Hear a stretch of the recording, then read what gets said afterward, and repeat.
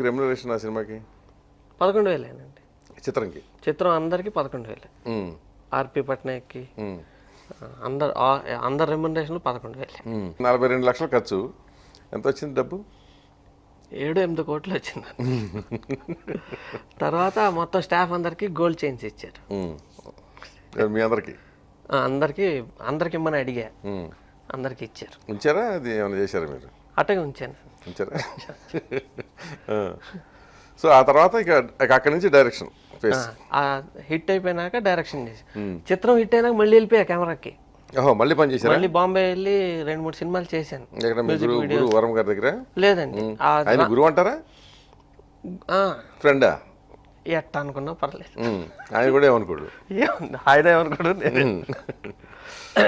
గురువు అంటే నాకు వృత్తిపరంగా డైరెక్షన్ పరంగా కానీ కెమెరా పరంగా తను నేర్పింది ఏం లేదు, కానీ తన వల్ల ఇంగ్లీష్ నేర్చుకున్నా. ఓకే.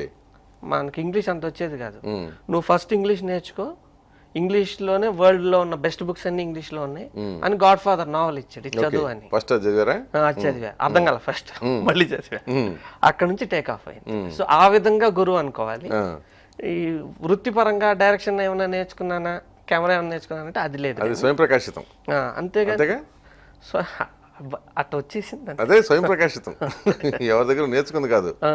అంటే కెమెరా చేసేటప్పుడు ఈయన ఇలా చేస్తున్నాడు, మనం అలా చేయకూడదు, ఏది చేయకూడదు అని రాసుకునేవాడు లిస్ట్. అదే ఆ రెటమతం లక్షణాల వల్ల కొంత క్రియేటివిటీ వచ్చింది ఒక రకంగా. అంటే అవతలవాడు ఆ దారిలో వెళ్తాంటే మనం అదే ఎందుకు వెళ్ళాలి అనే ఒక భిన్నమైన ఆలోచన.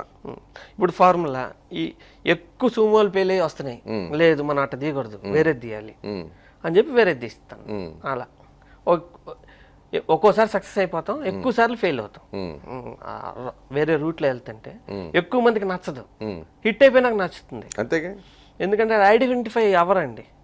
ఇప్పుడు మీకు ఫర్ ఎగ్జాంపుల్ ఫస్ట్ టైం నేను అందరు వెళ్ళే పద్ధతికి రివర్స్లో వెళ్తాం మొదలెట్టడానికి ఎంకరేజ్ అవ్వడానికి రీజన్ ఏంటంటే, తెలుగు సినిమా పోస్టర్లు అన్నిటిలో తెలుగు టైటిల్ ఎల్లో కలర్లో ఉండేది అన్ని బిగినింగ్లో అన్ని. ఎందుకంటే దూరం నుంచి కనపడాలి. శివాకి డిజైన్ చేసినప్పుడు రెడ్లో వేసాను, ఒప్పుకోలే. రెడ్లో ఉంటే కనపడుతుంది అని నేషనల్ లితో ప్రింటర్స్ ఎర్రబాబు గారు పంపితే వెనక పంపించాడు. మళ్ళీ దాంట్లో ఎల్లో స్ట్రీకులు కలిపి మళ్ళీ పంపా, రెడ్లో కనపడదని. కాదండి ఇట్టగే చేసేయండి అని చేసాం. రెడ్ ఫేమస్ అయిపోయి మొత్తం ఇండస్ట్రీలో అన్ని కలర్లు వచ్చేసినాయి.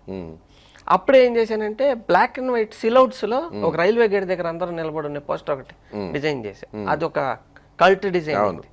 ఆ డిజైన్ చేసినప్పుడు ఇది నచ్చుద్దా లేదా డౌట్.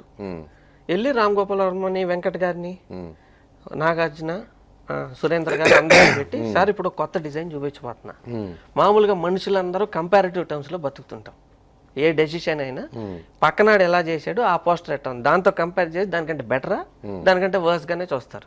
ఈ కంపారిజన్కి ఏమీ లేదనుకోండి, కొలమానం లేకపోతే అది నచ్చదు, లేదు నచ్చకపోవటం కాదు, కన్ఫ్యూజన్ లో పడతారు. నేను ఇప్పుడు ఒకటి చూపించబోతున్నానంటే నువ్వు ఎక్కువ బిల్డప్ ఇస్తున్నావు, ఫస్ట్ చూపించాలి.